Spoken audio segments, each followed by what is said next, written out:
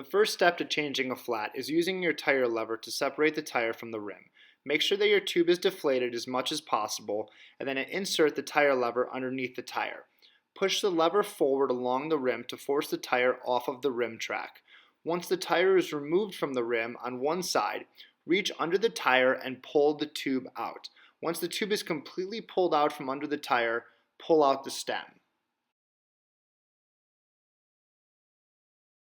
Once you pull the tube out, remove the other side of the tire from the rim track. Now that the tire is completely off the wheel, visibly check the tire for any debris. Then, slowly run your finger underneath the tire to make sure that nothing is sticking through. Now that you're certain that there's nothing stuck in the tire, lay one wall of the tire back onto the rim track. Now you're ready to thread the new tube into the tire. Begin by opening the valve of the stem. Once it's open, push the top of the valve to make sure that it's ready to inflate. Blow into the valve with your mouth in order to slightly inflate the tube.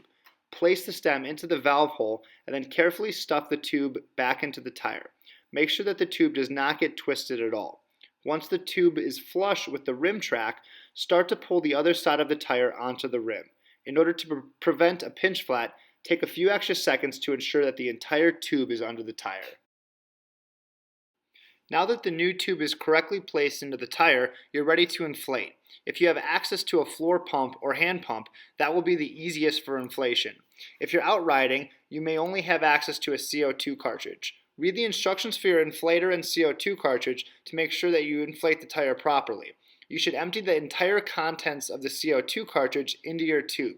Be careful when gripping the stem and CO2 cartridge because it'll be very cold. Be sure to close the valve on the stem and then you're ready to go.